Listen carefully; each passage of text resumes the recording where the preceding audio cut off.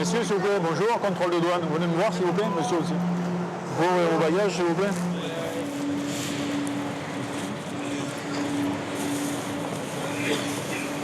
Une herbe de cannabis.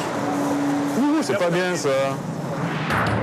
Si les barrières douanières à l'entrée de la France ont disparu avec l'Europe, les douaniers continuent d'exercer leur contrôle sur les lieux de transit. Vous avez des marchandises à déclarer, monsieur, au service des douanes? Des choses que vous avez achetées là-bas?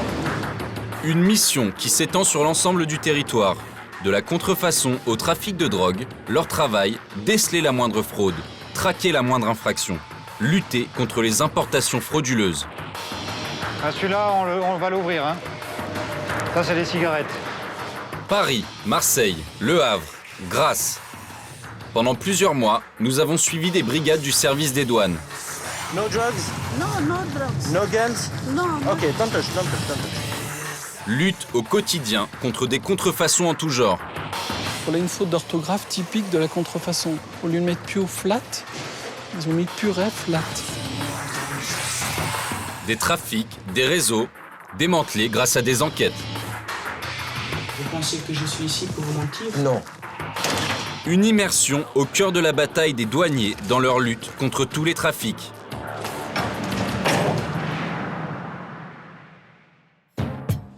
Paris, la gare du Nord est la troisième gare au monde après celle de Tokyo et Chicago. Une fourmilière dans laquelle se croisent chaque jour près de 500 000 personnes et 2600 trains. Cette gare est une plateforme qui dessert des villes comme Bruxelles, Berlin ou encore Amsterdam, et donc une plaque tournante pour tout type de trafic. Pour lutter contre les trafics, une brigade ferroviaire a été mise en place expressément sur les quais et dans les trains. Denis et son équipe en font partie. Aujourd'hui, ils embarquent à bord du Thalys, direction Bruxelles. Le train est un vecteur de transport extrêmement intéressant. Il n'y a pas de barrière de péage à franchir, il n'y a pas de frontière physique à franchir. Donc c'est un moyen pour les trafiquants d'être rapidement à Paris et après soit de partir en Espagne avec d'autres trains au départ de Gare de Lyon, soit de prendre un avion, partir de Roissy. Voilà. Ce train est un direct Paris-Amsterdam via Bruxelles. Ses passagers font l'objet d'une surveillance toute particulière par les services des douanes. Amsterdam, bien entendu, c'est celle qu'on va contrôler. Inutile de faire un dessin. Voilà. C'est celle qui nous intéresse le plus. C'est celle qui est bondée d'ailleurs, ça tombe bien. Denis et son équipe commencent leur repérage en civil. T'as pas vu le mec avec le bonnet là qui a rien, qui a pas de bagage, que dalle là? Il n'y a pas un truc juste au-dessus de lui, mais qui correspond Je crois pas, non. Le tout premier, là? Le mec avec le bonnet là. Ouais, voilà. Il n'y a pas de vérité. Hein. Je veux dire, c'est pas parce qu'on est en t-shirt ou en costume 3 pièces qu'on ne consomme pas de cocaïne ou qu'on ne transporte pas des sommes d'argent. Hein. Les trafiquants, c'est sûr, sont tentés de se mettre en costume 3 pièces avec cravate parce qu'ils pensent qu'on va moins les contrôler que s'ils étaient en jean, en pantalon de tri. Bon, mais c'est faux. Voilà. Donc on n'a pas d'a priori sur la tenue vestimentaire des gens qu'on contrôle. Voilà. Tous en piste. Petit brasseur. Tu ouvres le bal, Charles? Clairement identifiables, les douaniers commencent le contrôle des voyageurs et de leurs bagages.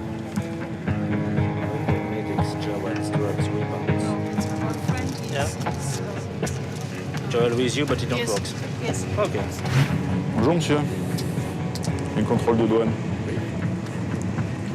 Vous avez des bagages, s'il vous plaît? Oui, juste au-dessus. Le sac, ici, là, uniquement? Les deux? Vous allez où? Bruxelles. À Bruxelles? D'accord. Can you give me your train ticket, please, and your passport? Where you come from? Sorry? Where you come from? I was in Paris and before that in London. Yes. Vous étiez dans le cadre de votre travail à Bruxelles, monsieur? Hein? Oui. Pourquoi vous avez l'air un peu tendu? Je sais pas ce que vous cherchez, mais vous allez trouver. Oh, vous savez, on Oh s'est... là. Hein?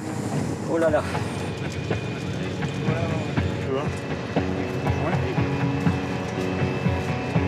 Ils ressentent ça comme une atteinte à la liberté de circuler, tout simplement, hein, déjà, parce qu'ils n'arrivent pas à comprendre comment ça se fait que l'administration des douanes est encore là, alors que la liaison que la France et la Belgique font partie du même espace Schengen. Hein, ils ont du mal à comprendre ça, mais bon, ceci étant, on ne les empêche pas de circuler. Hein. On se contente de les contrôler, voilà, on fait notre travail. Sur le trajet du retour, cette femme attire l'attention des douaniers. Accompagnée de ses 3 enfants, elle vient d'Amsterdam et se rend à Paris pour la journée. Un voyage éclair qu'elle a du mal à justifier. Et pourquoi elle fait le trajet dans la journée? Why do you travel? What is the reason of your trip? No, I want to go see somebody. To visit somebody. Pour une journée? Hein, ça pue. Hein. Ça fait 400 € de bifton, hein. Faut pas déconner. What's your job? Are you married? No. No? And you have no job? Have you got some drugs with you? Drugs? No. No, sure? In your body, hein? Inside? Inside, No. Take it easy. Et De toute façon, elle travaille pas. qui c'est qui a payé les billets de train?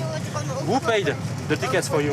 Les billets sont payés en cash, elle sait pas qui c'est qui lui a payé les billets, elle sait pas qui c'est qui l'attend à Paris, elle sait rien. Quoi. Les douaniers pensent avoir affaire à ce qu'on appelle une mule, c'est-à-dire quelqu'un qui ingère de la drogue pour la passer. Seule une fouille intégrale, faite dans les locaux de la douane, pourra permettre de le vérifier. En attendant, ces affaires sont passées au peigne fin. C'est toujours des caches dans les doubles fonds des bagages. Dernièrement, on a trouvé des grosses sommes d'argent, c'est pas des stupéfiants, mais camouflés dans un anorak, hein, un anorak parfaitement repris. Hein. On n'aurait pas dit qu'il y avait de l'argent dans les doublures. Hein. C'est une perruque, Oui, c'est une perruque, quoi. Force, c'est rien sur la perruque. Tu sens que... Faudrait qu'elle l'enlève, Can you take it off, please? Ah, voilà. Give it Ok. to my colleague. Bon, c'est bon, il n'y a rien.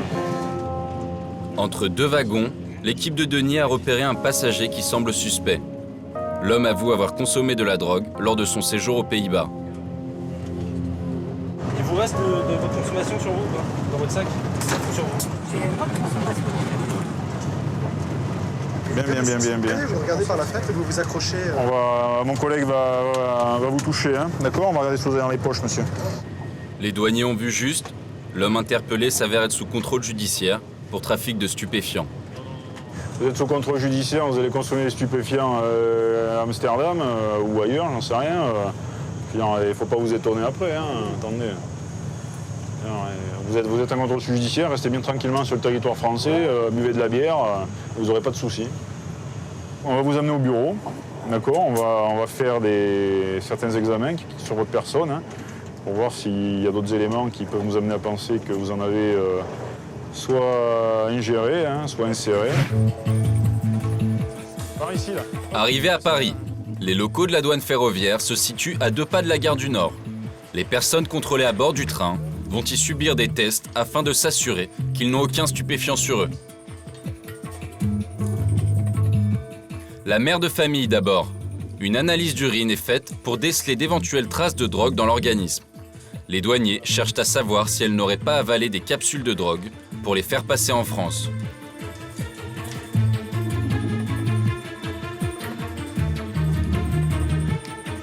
Bon, là, les premiers tests, les négatifs, là. Le premier résultat, hein. Voilà, on va faire un deuxième contrôle, hein, pour assurer le coup, avec un deuxième test. Le deuxième test aussi sera négatif. Seules des radiographies auraient pu permettre d'approfondir les recherches. Mais impossible à faire sans placer les enfants. La femme est relâchée, on n'en saura jamais plus sur le but de ce déplacement éclair à Paris. Dans une autre salle, le jeune homme sous contrôle judiciaire vient de subir une fouille intégrale. Qu'est-ce qu'on a là? Il y a un peu de coke, un peu d'héros. Un peu de coke, un peu d'héros. Bon, on va peser déjà, on va voir ce qu'il y a. Ouais. Donc 2 4 d'euros. 1 8 de coke. Mais bravo. C'est une personne, mais quand on a posé les questions dans le train, il n'avait rien, hein, donc voilà. Et puis à la visite à corps, hein. Visite à corps, on fait mettre quelqu'un à nu pour voir s'il a rien sur lui. On a trouvé dans l'arrêt de son postérieur, on a trouvé 1,8 g de cocaïne et 2,4 g d'héroïne. C'est pas grand-chose, mais bon, c'est un monsieur qui sort de prison, hein, qui est en sursis, qui est suivi par un contrôleur judiciaire, donc je pense que sa peine de prison, il faudra qu'il la fasse totalement, quoi. Voilà. Ah ben, c'est de la bonne, hein. Réaction nette, hein, donc cocaïne. Ouais. Monsieur, les tests sont positifs, vous êtes en retenue douanière, d'accord? C'est qu'il vaut une garde à vue. Dans quelques heures, ce jeune homme sera remis à la police et repassera en jugement.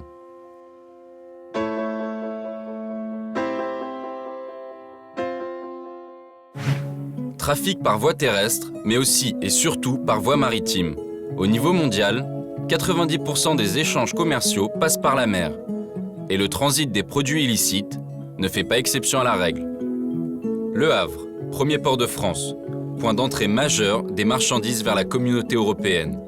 Chaque année, ce ne sont pas moins de 2,5 millions de containers qui arrivent ici. Simple transit, avant de repartir par la mer, ils peuvent aussi prendre la route sur des camions ou des trains pour terminer leur voyage. Et parmi ces montagnes de containers, certains comportent des produits illégaux. Cigarettes, drogues, armes, contrefaçons de toutes sortes, voire même des biens culturels, ou encore des animaux protégés, importés illégalement. Pour les douaniers, repérer ces trafics est souvent comme chercher une aiguille dans une botte de foin.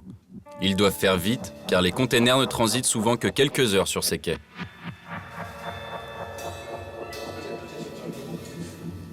Ces hommes déterminent les chargements qu'ils vont passer à la loupe. Pour faire ce choix, ils s'appuient sur les déclarations faites par les compagnies de marchandises à bord. Ce premier tri s'appelle le ciblage. Il y a certains critères qui font qu'on va porter plus d'intérêt sur un conteneur plutôt qu'un autre. C'est pas trahir un secret professionnel que de dire, bien évidemment, il y aura l'origine, mais il y aura plein d'autres choses. On va pas traiter de la même façon un conteneur qui arrive d'Asie qu'un conteneur qui arrive d'Amérique du Sud, par exemple. C'est clair.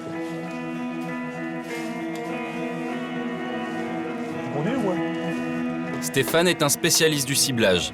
Il traque les cargaisons illicites depuis 11 ans et connaît les quais comme sa poche. Ce matin, il part ouvrir plusieurs containers suspects.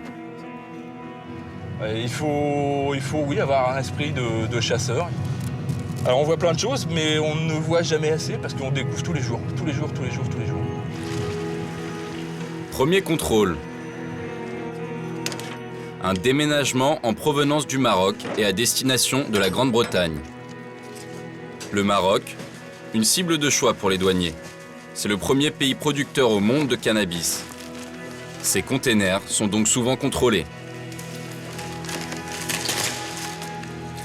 En matière de ciblage, sur 100 conteneurs qu'on va sélectionner, 99 fois, il n'y aura rien dedans, parce qu'on n'aura pas estimé le bon risque que ça pouvait présenter.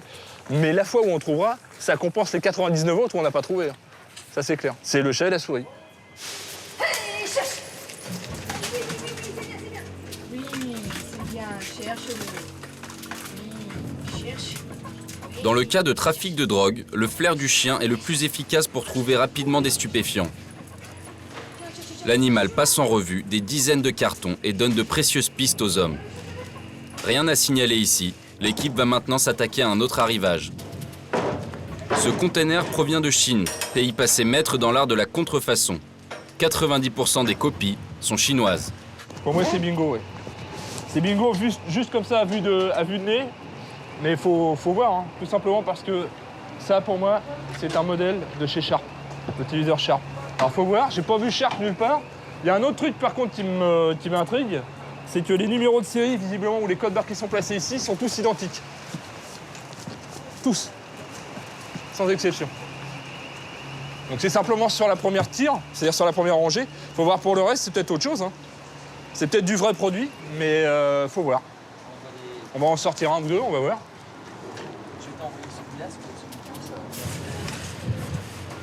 Bon, tu tires l'autre ?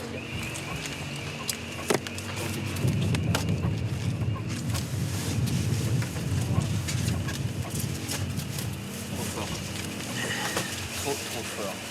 Moi, ce que je te propose, c'est d'en sortir un deuxième. On va regarder, il y a un numéro de série qui est mentionné là. Ouais. On va en sortir un deuxième, on va voir le numéro de série, il est propre à chaque appareil.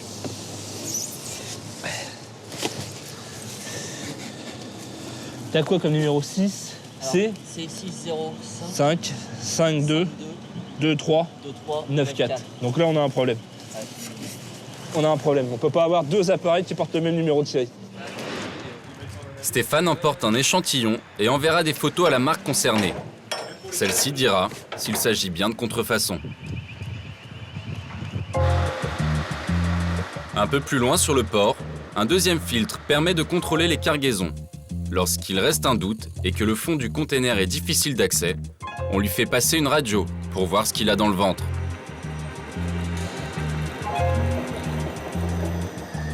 Une déclaration qui accompagne le conteneur. Et là, on voit sur le descriptif des marchandises des feux d'artifice, donc entre parenthèses produits dangereux, Donc dans un premier temps, ce qu'on va regarder, là vous pouvez le voir à l'image en direct, c'est l'uniformité des marchandises. Et là, l'opérateur image va travailler avec un système de loupe. Les roues, l'habitacle, la structure même du camion sont passés au peigne fin. Rien de suspect pour ce chargement. Le chauffeur peut reprendre sa route. Ce camion à la cabine rouge, par contre, est immobilisé par les services des douanes depuis une semaine. À l'intérieur, caché au milieu des cartons, un paquet noir, mis en lumière par le scanner, 8 kilos de cocaïne. Ce camion, quant à lui, passe au scanner pour un cas bien particulier. Il s'agit d'une requête des services des douanes irlandais. 2 containers en provenance de Singapour suspectés d'être remplis de cigarettes. D'après les documents commerciaux, ils sont censés transporter des nouilles instantanées. Vérification du premier container. Alors, la spécificité des cigarettes, c'est qu'on a un quadrillage particulier qui nous montre que c'est des cigarettes plus qu'une autre marchandise. Donc là, on n'a pas trop le quadrillage qu'on retrouve pour les cigarettes. Donc pour nous, il n'y a pas de cigarettes. Le deuxième container subit maintenant exactement les mêmes contrôles. Son contenu est censé être le même que celui examiné juste avant. Mais sur l'écran, il n'y a aucun doute. Ce n'est pas du tout le cas. Là, ce qu'on vous disait tout à l'heure, c'est des cigarettes. Partout. Ce container est rempli de nouilles. Celui-ci est plein de cigarettes. Les organisations qui se livrent à ce type de trafic ne perdent même plus de temps à cacher des cigarettes derrière une marchandise. Et puis, au final, ça leur permet aussi d'en mettre plus. De toute façon, elles savent qu'il y aura des contrôles, elles savent qu'il y aura de la perte. Et je veux dire, elles prennent le risque parce que c'est très rentable. Et je dirais, c'est pas parce qu'on contrôle et on trouve une fois ou deux des cigarettes que la rentabilité n'y est plus. Une fois qu'on aura procédé à l'ouverture, qu'on aura vérifié la nature des cigarettes, on va mettre en œuvre une procédure donc, de livraison surveillée internationale avec nos homologues irlandais. C'est-à-dire qu'on va laisser repartir le conteneur vers l'Irlande et il sera pris en charge à destination par les Irlandais dans le but d'appréhender non seulement les cigarettes, mais aussi les commanditaires, c'est-à-dire les personnes qui se livrent au trafic de cigarettes en Irlande. Ça va aller relativement vite parce qu'il faut que le conteneur puisse repartir sur le bateau sur lequel il était prévu de repartir, de sorte que les destinataires ne se doutent de rien, puisque le conteneur va arriver le jour et à l'heure prévue initialement. Donc ils n'auront absolument pas connaissance du fait que leur conteneur a été contrôlé. Sur les milliers de containers qui arrivent ou transitent par le port du Havre chaque jour, 200 sont scannés dans ces locaux. Après l'étape du scanner, les agents des douanes procèdent maintenant à l'ouverture du container. Ils se sont équipés de masques pour se protéger contre les gaz insecticides vaporisés à la fermeture du container.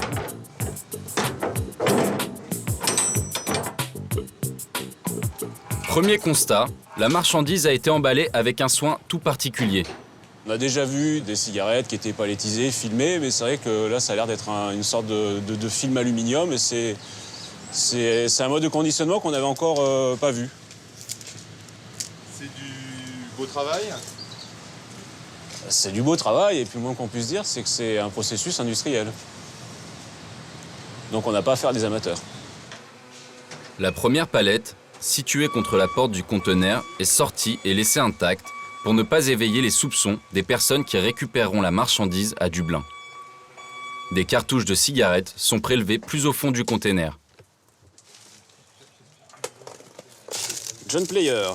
Les cigarettes ne sont pas d'une marque particulièrement développée mondialement. Reste à savoir s'il s'agit de contrefaçon.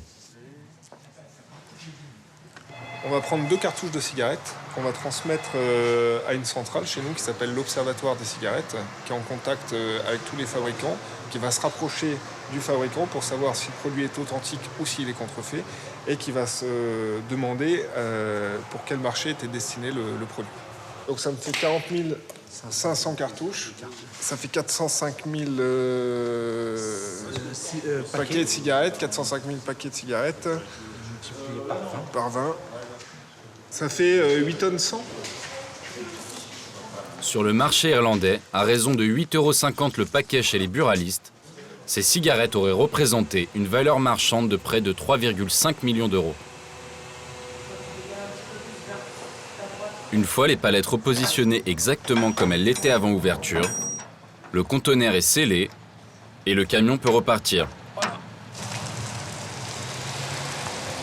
Dans 2 jours, il arrivera comme convenu à Dublin. Le but du jeu ne sera pas forcément d'appréhender les gens dès qu'ils vont se présenter au conteneur, mais de voir justement tout ce qu'il y a derrière, toute l'infrastructure du trafic qu'il peut y avoir par derrière. Donc, je vous le dis, des transporteurs impliqués, des lieux de stockage, d'entreposage et puis des réseaux de revente. La contrefaçon de cigarettes est très lucrative et moins sévèrement punie que d'autres trafics. Un business d'autant plus rentable que les produits sont de piètre qualité. On va dire que le filtre, Bon, c'est les cigarettes qui ont vécu, qui ont notamment, qui ont souffert de l'humidité. Là, c'est typique. Enfin, déjà, là, rien qu'à voir le filtre qui est pas blanc comme neige. Non, puis surtout ça, c'est flagrant. Ce genre de taches jaunâtres sur le papier. Ça veut dire que c'est des cigarettes qui ont été stockées dans des conditions, exposées à l'humidité ou à des fortes variations de température, condensation ou autre. Et ça, c'est de la clope qui est restée longtemps dans des conditions de stockage, franchement, pas forcément très adaptées, quoi. Jamais vous verrez en France, chez votre buraliste, une cigarette vendue avec un filtre, ça filtre que dalle, quoi. Il n'y a aucune densité, c'est du vent, hein. Un peu plus loin, sur le port du Havre, c'est ici, dans cet énorme hangar, que sont stockées les cargaisons illégales saisies sur les docks. En ce qui concerne les téléviseurs trouvés par Stéphane, la marque a confirmé. Il s'agit bien de contrefaçon. Les arrivages de produits hi-fi contrefaits viennent régulièrement grossir les rangs des contrefaçons stockés dans le hangar. Ici, 1400 téléviseurs, mais aussi 500 lecteurs DVD ou encore 400 home cinéma, pour une valeur de près de 400 000 €. Tout ce que l'on voit là était contenu dans les containers. Donc vous voyez, les quantités sont assez imposantes, hein. C'est 3700 pièces au total. Des cartons bien imités, en couleur, reprenant le logo des marques. Le grand public pourrait tout à fait s'y tromper. Mais les douaniers ont très vite repéré que ces produits à destination du marché africain étaient contrefaits. Une des particularités là qu'on voit très bien, par exemple, qui n'existe nulle part ailleurs, c'est qu'on leur offre aux clients une garantie panafricaine, ce qui n'a pas de sens. Donc voilà le genre d'éléments qui attire l'œil quand on a un œil exercé pour déterminer que ce produit ne serait pas normalement à la vente en Europe ou même en Afrique. Ça n'existe pas. La marque LG adore le Nigeria, les Nigérians. Il est évident qu'on peut se poser la question au départ. C'est ce qu'ont fait les équipes. Et la marque confirme bien qu'à aucun moment dans sa politique commerciale, elle ne va cibler un pays plus particulièrement qu'un autre. Voilà une faute d'orthographe typique de la contrefaçon. Au lieu de mettre Pio flat, ils ont mis Purée flat. Ce sont des écrans cathodiques classiques qu'on va bientôt ne plus trouver en Europe, et on peut penser que toutes les carcasses des appareils, de ces appareils de télévision, en fait, ont probablement été triées en Europe, réexportées à titre de déchets en Chine et réutilisées par un fabricant chinois qui peut-être, on ne le sait pas, mais peut-être fabrique pour des grandes marques, mais qui de manière parallèle, en pure contrebande, a organisé son propre marché de livraison de téléviseurs cathodiques pour l'Afrique. Des contrefaçons dont les emballages peuvent faire illusion, mais une fois disséquées, elles ne laissent aucun doute sur la piètre qualité de leurs composants recyclés. Comment peut-on admettre qu'un tube soit livré rouillé comme ça? Il est neuf.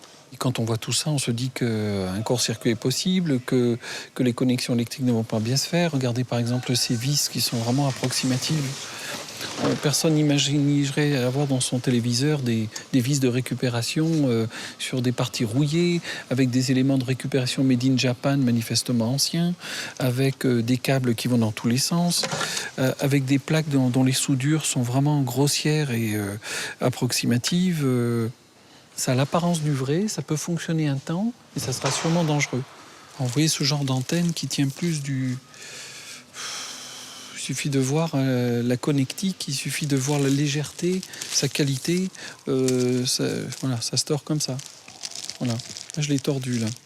Et je la retors. Oui, voilà, c'est cassé. Voilà, donc ça n'a pas de Ça n'a aucune valeur de conduction. Je pense qu'une fourchette ferait mieux, en guise d'antenne. Encore plus étonnant, dans ce home cinéma, c'est un rouleau de papier toilette qui fait office d'enceinte. On pourrait tout à fait dans nos magasins avoir, à l'approche de Noël, des ventes portant sur du matériel quasi similaire dans l'apparence. Les cartons sont bien faits, les notices sont bien faites, sauf que tout est contrefait. Stockés en attendant une décision de justice, tous ces produits seront ensuite détruits. En 2009, la douane du Havre a ainsi saisi un demi-million d'articles contrefaits. Mais combien sont passés à travers les mailles du filet? L'aéroport de Roissy-Charles de Gaulle, une autre plateforme du trafic en France. Roissy est une porte d'accès sur le monde. 60 millions de passagers arpentent ses terminaux chaque année. Et en matière de mouvement aérien, c'est le premier aéroport européen. Roissy, c'est aussi un immense centre de tri postal. Chaque mois, 1,5 million de plis et colis du monde entier arrivent ici. Pour les douaniers, le centre de tri postal est un point stratégique de contrôle. Notre travail, notre action, c'est de voir en fonction de la marchandise découverte si on va la taxer ou si on va la traiter comme un produit qui serait prohibé. Ici, tous les paquets sont scannés, parfois ouverts en cas de doute.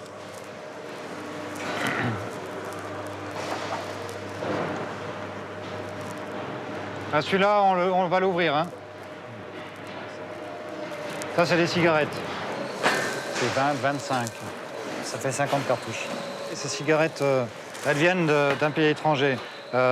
Les cigarettes importées en France doivent porter dessus des mentions en français. Fumez-tu. Ce sont les mentions qu'on connaît tous hein, sur les cigarettes vendues en France. Là, il y a des mentions, hein, mais c'est écrit en russe, donc c'est pas valable. Donc c'est là, l'importation est interdite. Et comme au Havre, des cigarettes, il en arrive toute la journée, du monde entier. Depuis l'augmentation des tarifs sur les cigarettes, alors là, c'est un trafic qui devient très important avec les envois de la Poste. L'envoi, donc, c'est un colis qui vient de Chine. Hein. Ça, c'est un envoi entre personnes qui se connaissent. Et là, ça devient de la contrebande parce qu'il y en a beaucoup trop pour que ce soit un usage personnel. Ouais. Ça, c'est destiné à être vendu. Hein. Ils ont déclaré des chaussures et des vêtements. Voilà, c'est ce que l'expéditeur a déclaré. Résultat, près de la moitié du bâtiment est occupé par des cartouches de cigarettes. Tout ça, c'est de la cigarette qui a été achetée, qui est vendue sur Internet. Là où il y a 9000 cartouches, là, qui sont en attente de destruction. Un travail de filtrage colossal, mais fructueux. En 2008, ici, les douaniers ont retiré de la circulation 170 tonnes de marchandises non autorisées. Côté voyageurs, à l'aéroport de Roissy, les patrouilles des douanes sont sur le qui-vive 24 heures sur 24. Ils sont là pour vérifier que les biens introduits sur le territoire ne font pas l'objet de restrictions, mais aussi que leur valeur totale n'excède pas certains seuils et qu'ils ne sont pas importés en trop grande quantité. Certains vols sont particulièrement surveillés. Vous avez des marchandises à déclarer, monsieur, au service des douanes? Des choses que vous avez achetées là-bas? Cet homme arrive d'Iran et attire l'attention de la brigade de surveillance. Il transporte avec lui un grand nombre de sacs en bagages à main. C'est votre billet d'avion? Alors on va jeter un œil dans vos bagages, si vous voulez bien. C'est des vrais cheveux, ça? C'est des vrais cheveux? Ouais. Vous avez des factures pour ça, pour les importer en France? L'homme est coiffeur et rapporte à Paris des cheveux en grande quantité, au moins 30 kilos. C'est des vrais cheveux? Non, ce sont des vrais cheveux. Ah bah justement, ça coûte très cher. Bah voilà. C'est ça. Hein. Et là, j'ai une facture de 10 kilos, mais une facture à 0. Là, il fait passer ça pour des échantillons, mais c'est plus des échantillons, vu la quantité. Apparemment, c'est pas la première fois. Donc là, ça, c'est pas déclaré. Oui. D'accord. Donc on va déjà, dans un premier temps, connaître la valeur de tout ça. Ok, il n'y a pas de problème. En théorie, du fait que vous m'avez répondu... Il y a une taxe, et du fait que vous m'avez répondu par la négative, lorsque je vous avais demandé si vous avez des marchandises à déclarer, vous êtes passible d'une amende également. Bon, on va tout remballer, on va passer au bureau de taxation. La quantité de cheveux importés est loin de pouvoir passer pour des échantillons. Elle s'apparenterait même à un trafic commercial non déclaré. Ce qui compte, c'est pas la valeur que vous l'avez acheté, c'est pas la valeur que vous allez le revendre. Nous, ce qui nous importe, c'est la valeur sur le marché intérieur. Comme vous les avez pas déclarés, on vous a demandé si vous aviez des marchandises à déclarer d'un montant supérieur à 175 €. Il est évident, quand on a 30 kilos de cheveux naturels, c'est une valeur supérieure à 175 €. On va se baser sur la fourchette moyenne. On va regarder. Un paquet de 100 grammes, c'est dans les 50 euros. Ça, c'est 35 à 45 centimes. Voilà, il faut qu'on va les mesurer. Hein. Un à un, les sacs sont vidés et les mèches de cheveux mesurées pour une estimation précise. Leur valeur marchande est estimée à près de 13 000 euros. Donc on va partir sur 400 euros du kilo, d'accord hein. On va prendre... Donc vous confirmez que j'avais toujours 32 kilos, d'accord. Donc on va partir 20% de la valeur marchande. L'homme devra donc payer 2 500 euros de taxes pour pouvoir repartir avec ses cheveux. Chaque année, la douane perçoit ainsi environ 13% des recettes de l'État. Retour en plein cœur de Paris, à la gare Montparnasse. Autre gare et autre lieu stratégique pour les trafiquants, surtout en matière de drogue. L'Espagne est au bout de ses rails. Et l'Espagne, c'est par là que transite la cocaïne d'Amérique du Sud et le cannabis du Maroc. Nous retrouvons Denis et son équipe en poste sur les quais, équipés d'une caméra cachée pour ne pas éveiller les soupçons. Première opération sur les 300 passagers d'un train en provenance de Bordeaux. L'équipe n'a que quelques secondes pour repérer d'un coup d'œil les voyageurs suspects. Fouille au corps, fouille rapide des bagages, à chaque fois c'est un coup de poker.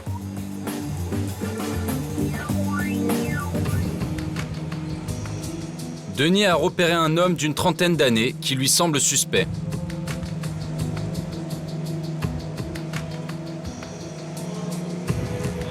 Dans sa valise, première découverte de la journée, un sachet de marijuana. De l'herbe de cannabis. Ouh, c'est pas bien ça. Travailler dans la restauration, monsieur? En pâtisserie. Et alors, c'est quoi votre spécialité, le space cake? Une prise classique sur un quai de gare. Un peu plus loin, le reste de l'équipe fouille un sac de sport. Son propriétaire va être arrêté sur le champ. Comment ira à ton avis, un peu moins? Un peu moins de 100 grammes. Ah, c'est bien, très très bien. Voilà ce que les douaniers ont retrouvé à l'intérieur du sac. Environ 100 grammes de drogue dure, bien emballée dans un préservatif. Ouais, il venait d'Amsterdam, il rentrait chez lui tranquillement dans sa province, sûrement pour alimenter son petit trafic. Hein, et voilà, donc il s'est mis un boudin d'héroïne ou de cocaïne, on ne sait pas encore. Il faut d'abord qu'on procède aux analyses dans l'anus. Voilà, il a passé les contrôles en gare du Nord, et dès qu'il est sorti de gare du Nord, il était dans un coin, il a évacué. Hein, voilà, il était dans les toilettes publiques sûrement, et puis voilà. Puis là, il reprenait le train tranquillement à Montparnasse. C'est bon. C'est là qu'on l'a surpris. C'est un business très rentable. Voilà, il peut se faire 10 000 euros. Hein, Pour lui, fini le business. L'homme est emmené à la brigade des stupéfiants. S'en suivra une garde à vue et une comparution immédiate. Que ce soit 1 gramme ou 1 tonne, c'est toujours ça de moins qui est dans le circuit. Et voilà, c'est un fixe qu'un drogué ne se fera pas, c'est de l'argent qu'un revendeur ne se fera pas. Voilà. Alors, c'est ça notre travail aussi. Hein, voilà. Et on y pense tous les jours et puis nous on ne s'arrête pas. Quelle que soit la quantité, on est toujours là. Nous partons maintenant à Grasse, dans les Alpes-Maritimes. Depuis 2 ans, des douaniers mènent une enquête un peu particulière. Ils sont sur le point de démanteler un réseau de trafiquants de groupes électrogènes contrefaits. Aujourd'hui, ils perquisitionnent cet entrepôt où sont stockés une partie de ces matériaux.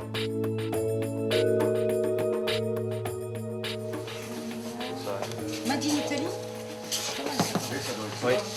Oui, c'est des faux trucs. Ça vient de Chine, hein? Oui, ça vient de Chine. Voilà. Ils ont même les stickers. Non, mais ils te mettent, c'est le truc de garantie. Ça.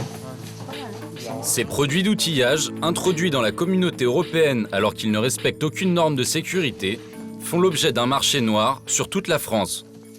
Des vendeurs ambulants de nationalité italienne en ont écoulé entre 10 et 15 000 depuis 2007. C'est le genre de matériel qui est interdit sur le marché parce que, non conforme aux normes et pour certains aussi contrefait. Il y a déjà eu des plaintes là-dessus en consommateur? Ouais. Vous avez vu dans le dossier? Ouais. Cette saisie est le résultat d'une enquête minutieuse. Une enquête de police menée par une brigade de douane particulière. On l'appelle la douane judiciaire. Alors, la perquise? Ça a bien donné, donc 260 groupes électrogènes et 14 pompes à eau. D'accord. C'est du matériel non conforme, voire dangereux. Yes. Ok. Voilà. Bon, bah écoute, il n'y a plus qu'à maintenant dérouler les auditions. Notre travail, c'est de...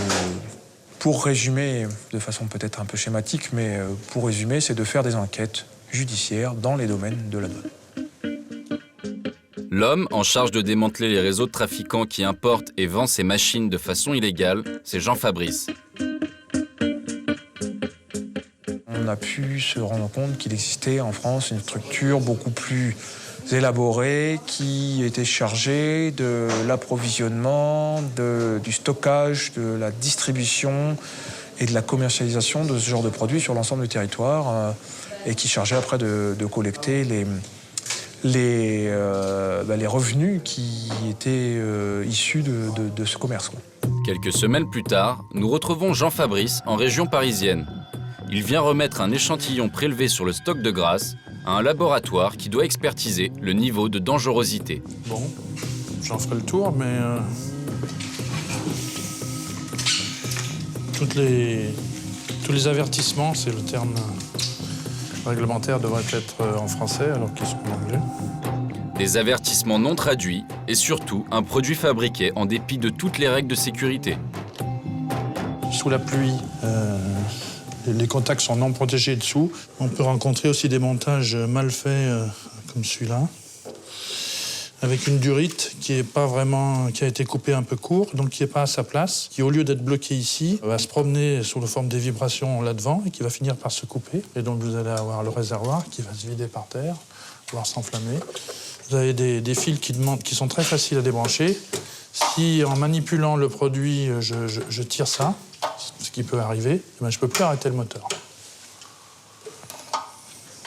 Je peux conduire quand même des situations assez dangereuses. Ça veut dire que je respecte toutes les réglementations européennes qui s'appliquent à ce produit. Visiblement non, puisque par ailleurs, même sur le plan de l'affichage, ils n'ont pas respecté, mais ça, ils l'ont mis. Parce que tout le monde a compris que même les Chinois qui mettent Chinese Export, qu'il suffit de marquer CE pour qu'on ait le droit de l'exporter. En fait, non, c'est un peu plus compliqué que ça. Conclusion, utiliser ces groupes électrogènes s'avère très dangereux. Et si la douane tente d'enrayer les futures ventes, pas facile de revenir sur les affaires déjà conclues. Pas moins de 9000 personnes utiliseraient ces produits partout en France. Difficile de les retrouver pour les alerter. Les retirer de la consommation, c'est très compliqué parce que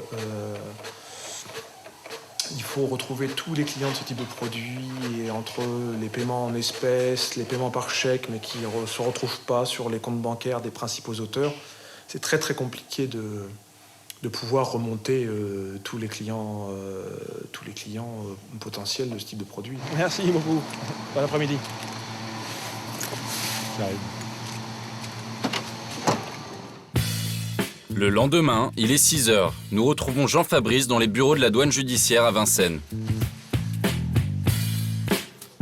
Vamos ? Ouais, bien, soyez fort. Eh ben écoute, on va essayer.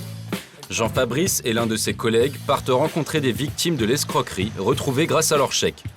Ces personnes vivent en milieu rural. Il s'agit d'agriculteurs isolés qui ont été dupés par les vendeurs de ces groupes électrogènes contrefaits. C'est vraiment fait aux 4 coins de France. Il n'y a aucune région qui a été épargnée, puisqu'il y a même eu la Corse, il y a même eu la Réunion. Donc c'est vraiment, c'est vraiment un phénomène. Et au-delà même de la France, il y a entre 20 et 30 pays à travers le monde qui ont eu affaire à ce même phénomène de vendeurs italiens qui écoulent des groupes électrogènes. Donc c'est vraiment quelque chose de très, très structuré et qui a généré énormément d'argent.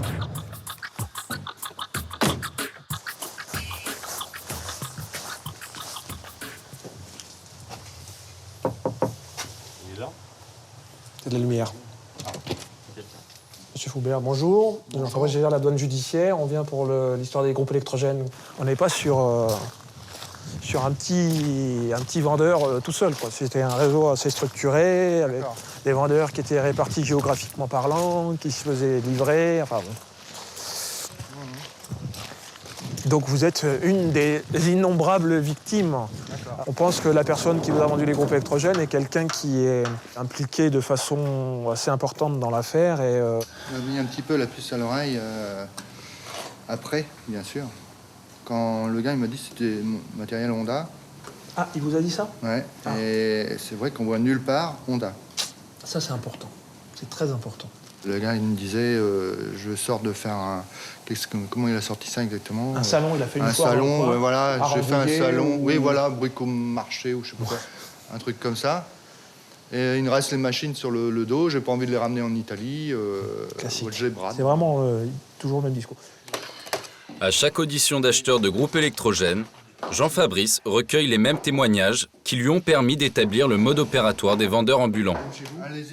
À force d'avoir eu, je pense, des questions posées par les acheteurs, ils ont trouvé un discours bien calibré, passe-partout, et suffisamment crédible pour que les gens puissent tomber dans le panneau. Dès qu'il a eu son chèque, j'ai eu la facture, on n'a pas discuté, c'était prêt à partir. Je vais vous présenter une planche photographique avec des clichés d'un certain nombre d'individus, et vous allez me dire si vous reconnaissez votre vendeur dedans. D'accord, donc je vous laisse consulter ça.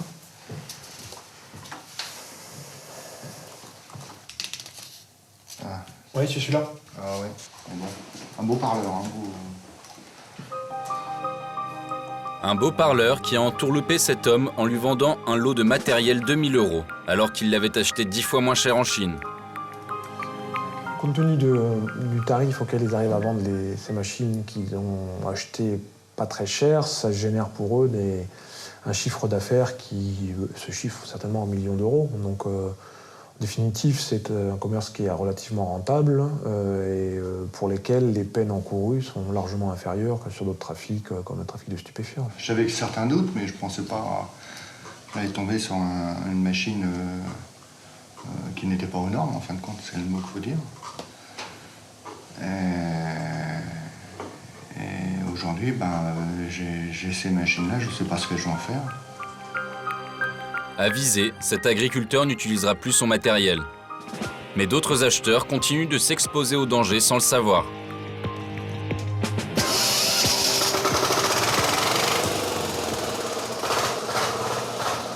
À quelques kilomètres de là, une autre victime qui semble ravie de son achat. D'autant qu'en boutique spécialisée, une machine comme celle-ci aurait coûté en moyenne 30% de plus, et elle ne compte pas s'arrêter de l'utiliser. Il y a la batterie dedans, je ne vais pas jamais toucher, jamais recharger. Ouais. À voir comme ça, c'est bien, mais bon. Ouais, à voir comme ça, c'est bien. Vous voyez là, la durite. La durite, elle est tendue à mort. Elle est juste posée sur la tige métallique, là. Oh, vous savez, des fois, quand vous achetez une bagnole, c'est non, mais sauf que si la tige Oui, métallique bon, monte en température... Oui. Ah, et puis elle perce, le truc. La durite, elle perce, et vous avez l'essence qui va partir directement sur le moteur. C'est diesel, celui-là. Ouais, enfin, c'est du diesel, mais ça sera suffisamment chaud pour que vous puissiez faire griller quelques merguez, quand même, je pense. Je vais m'en servir comme barbecue. Oh, moi, il a servi. Ok, bon, écoutez... Voilà ce que je peux vous dire. Faites attention, mais ces modèles-là sont quand même de facture assez moyenne. Et bon, faites attention à ces histoires de durite.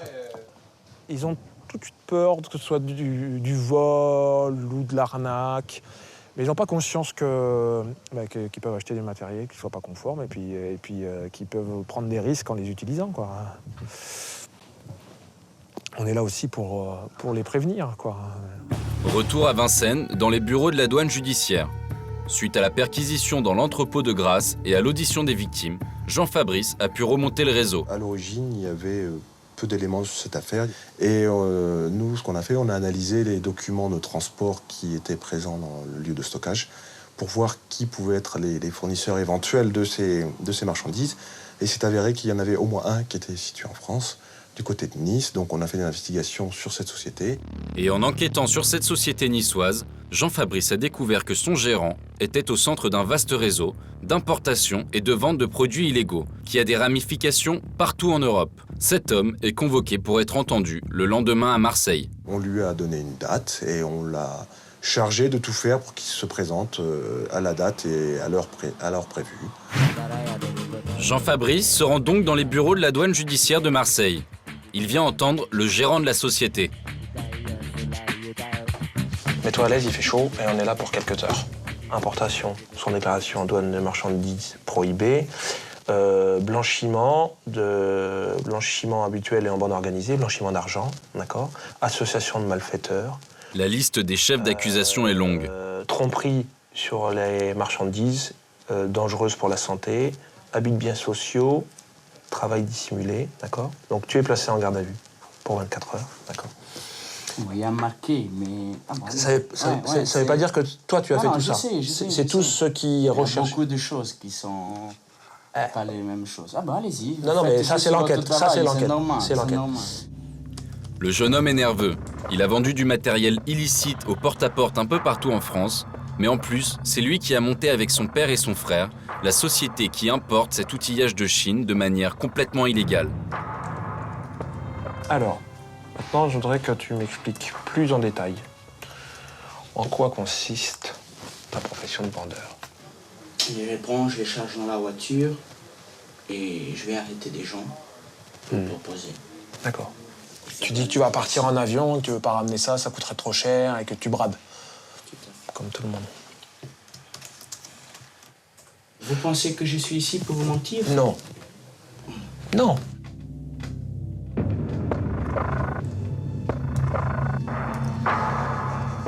Tu n'as pas de chaîne en or autour du cou? Si. Originaire de Naples, la société familiale est basée là-bas. C'est depuis sa région qu'il a lancé son commerce. Si vous allez sur la Lune, il y a un Napolitain qui veut vous vendre quelque chose. Et si on va dans le désert, il y en a un qui va nous vendre du sable. De l'eau peut-être. Non, du sable. Du sable. Les Français, ils travaillent en France. Napolitains, ils travaillent à Naples. Bah, Tunisiens, ils travaillent en Tunisie. Ouais, mais oui, mais sauf que la France, c'est un pays. Ouais. Alors, bon, Naples, c'est aussi un pays. C'est un pays dans le pays, Naples. Ouais. Camorra, mafia, il y a marqué. Et alors? C'est pas du tout vrai. Vrai ou pas, peu importe. Une quelconque affiliation à un groupe mafieux n'est pas l'élément que Jean-Fabrice cherche à démontrer à travers cette enquête. Ça serait facile de faire un raccourci et de dire qu'ils sont tous affiliés à la Camorra. Moi, c'est pas du tout le cœur de mon enquête. Mon enquête, c'est de démontrer qu'il y a bien une structure qui a été mise en place pour écouler des groupes électrogènes de piètre qualité, voire même dangereux sur le territoire national, que cette activité a généré de l'argent, que cet argent a quitté le territoire national. Oui, c'est une enquête de longue haleine. La peine encourue par le jeune homme pour un tel trafic, 10 ans maximum. Les malfaiteurs l'ont bien compris. Le trafic de contrefaçon est une nouvelle forme de criminalité beaucoup plus difficile à détecter et moins sévèrement condamnée que d'autres contrebandes. Chaque jour, par leur action, 18 000 hommes tentent de maintenir ces trafics illégaux hors de nos frontières. Une lutte dans la mondialisation qui rend les échanges toujours plus difficiles à surveiller et contrôler, mais une lutte qui ne s'arrête jamais.